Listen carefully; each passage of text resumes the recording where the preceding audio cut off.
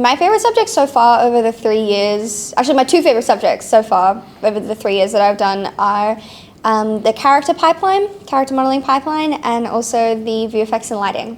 Particles for video games are like the visual effects that are used to create things like dust, or you can use them to make fire, like blood splatter. It's basically all like particles are is just like this. It's like the same as like if you were to say like, oh, there's dust particles in the air. It's like you transfer that real life example into like a video game world. So if you're like moving around a spooky attic in a horror game, and as you're walking along, you're kicking up dust from the floor, that would be an example of how in-game you would use particles to create that little dust trail. Or if you were around a campfire and you needed sparks coming off of the fire in a game, then you would use particles, like you would use Niagara system in Unreal Engine to create a particle emitter, which is like the thing that makes the particles move and appear, and then from there you kind of tweak it and add in different elements of like color and light and movement and randomization to make it look true to the style of your game. Well, ZBrush is a sculpting software, and there's lots of different softwares that you can use for sculpting, but ZBrush specifically is for, well, it's used for 3D sculpting.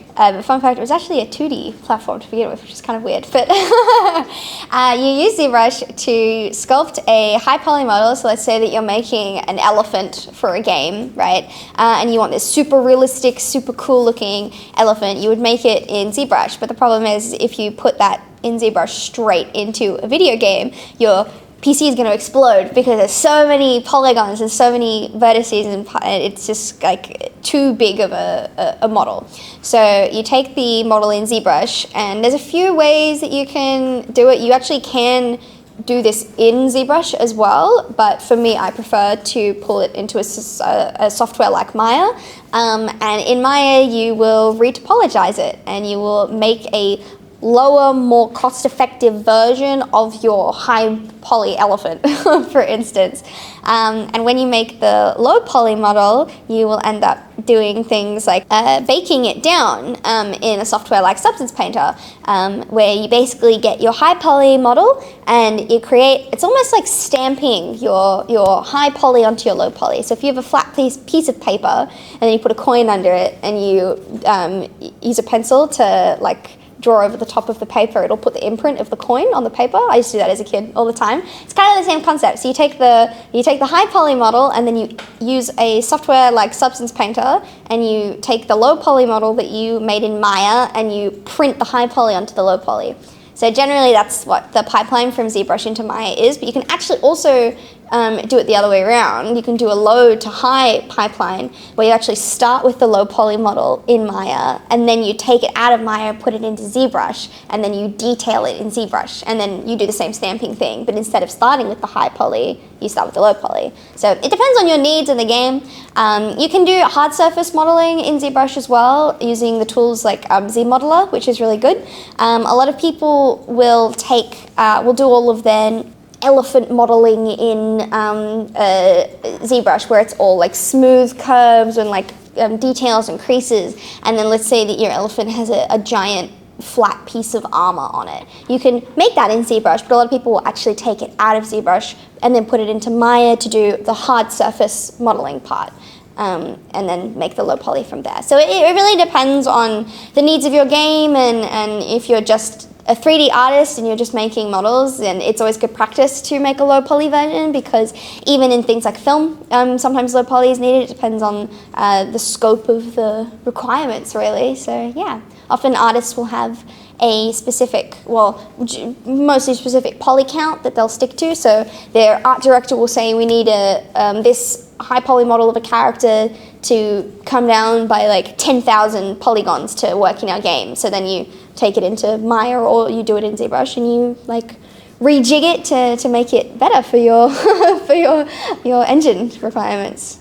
In ZBrush, you will make a model, and that model will be very costly. It will have a lot of polygons and a lot of vertices, and you want to make that less so that it will run on a normal computer. So you take it out of ZBrush and you put it into Maya, and then you use the quad draw tool to retopologize the model and make a more cost-effective version. Then you take it into Substance Painter and you stamp the high poly onto the low poly using a baking tool.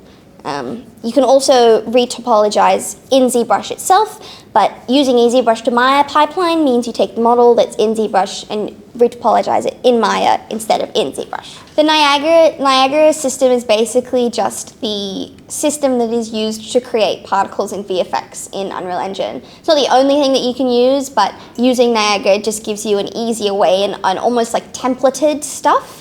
So if you want to make smoke, you can use a fountain emitter, which makes the particles go up in the air.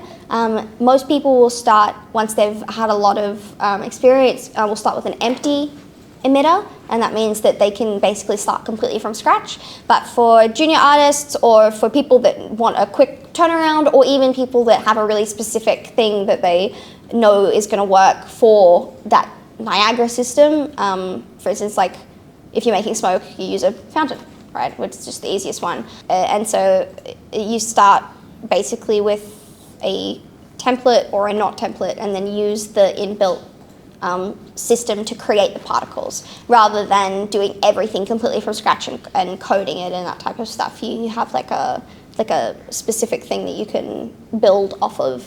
It's pretty simple. It's just Unreal Engine's inbuilt particle emitter system, basically. Yeah. Of the Niagara system being used to create smoke and bubbles coming out of a spooky cauldron. It's pretty cool. I used a fountain emitter for both of them, and made sure that the inside of the cauldron, because it's actually empty, was really bright, because it means that you can't actually see inside. It gives the illusion of it.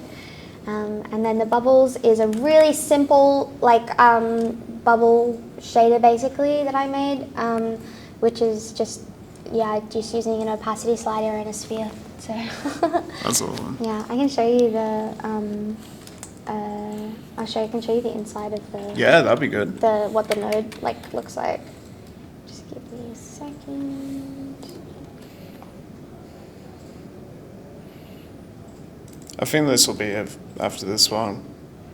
I need some sushi or something just to recharge. Here we go. So okay. I have a steam emitter system. So this is the little steam in the window. Here, I'll make it big so you can see it. So this is what the steam coming out of the cauldron looks like. And then here we've got my emitters. So it gives you the steam emitter and then also the bubbles. So the bubbles are a sphere, like a sphere module, and then they come out on the top. And I've got all the color for it, so you can see it's green, which is why the bubbles are green. It's got the emitter state and the spawn rate, so how many of them I want to spawn per rate of emission, basically. And then similarly, I've got the actual materials. So this is the smoke material that I have. So what I did was create a super simple texture sample. So this was done in Photoshop. I literally just went, what does steam and smoke look like? And then using Photoshop and also cloud texture, basically, I just made the sprite. And then you take the sprite, you make it into the material. So all it is just texture sample, what intensity you want it to be, multiply it, put it into opacity. And because we want it to glow, you've also got particle color. That's important that you use particle color because they're particles. You put that into the emission. Emissive is what makes the materials glow, basically. So because the thing that I want to glow is the particle color, that's what I plug it into. And because I want the smoke to be transparent, that's what I'm multiplying into the opacity slider because it affects the translucency of the material. So it's all actually pretty simple stuff, but sometimes simple is good. It shouldn't be too hard to make simple things like this. It's about knowing what to do. Particles are done similarly with a Niagara emitter, so you can see all of the Niagara system. And then if we go to here, This is my Niagara system for dust. So this is my big dust, which you can see here is like slowly moving, and it's quite voluminous. I wanted the ship to be pretty dusty, so what we've got is hanging particles, which are the big ones, and then we've got the omnidirectional ones, which go in like different directions, which are like the little ones. And it creates that overall look of having all of the big dust and then the little ones as well. So when they're highlighted orange, they're a bit easier to see, but if they weren't, then it's just, they're floating in the air and creating a really subtle look. Then I faked the fog a little bit. These big fogs are actually cubes, and the cubes have a fog texture on them. So it's sometimes more beneficial when you're dealing with games to not use really heavy systems. If you can fake something and make it less costly on the machine, it's better to do that. So with the with the actual like fogs that I have, I don't want to see if I can actually select them. They're like gigantic, so it's hard to see. Let's see if I can get the.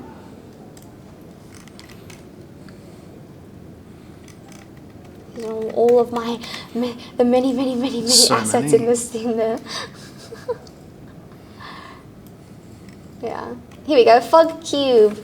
So this is how big the cube is. And it's literally a normal in-engine cube. It's just a cube. And then what I've done is make a volumetric material, which you can't actually see because it's like kind of, what's volumetric, it's transparent. But what it is you've got the, whoa, sorry, my Unreal Engine is freaking out. Here we go. So what you've got is, you've got depth fade and fade near object's distance, and then you've got your, like the position and the radius and the hardness and that type of stuff, and then you put that through multiply and a lerp node, and then you lerp that through basically your noise. So it's like taking your, how much do I want this to be transparent? Like, where do I want it to be transparent? What's the hardness of it? What radius is it going to be at? Then you take that through the lerp node, and then you make the noise. So you've got your noise node, saturate it, multiply it, put it through a lerp. Then you've got fog mask. This is coming from here, so you've got your emissive and your albedos, and then it goes into your albedo because you're using a volumetric, so you're not using color.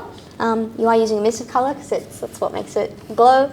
And then you take all of this material graph, you make an instance. You can't see it really, but it is there, it is real. And then you can control it using these ones. So these are nodes that you can control using like sliders and numbers.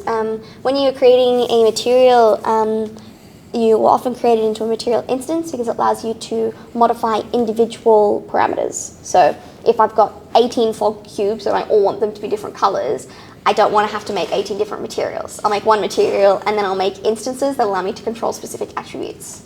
So it's pretty cool. And that's what lets you end up with these very big fog cubes. Because they're volumetric, they work off the lights, so the lights impact where it will be densest as well.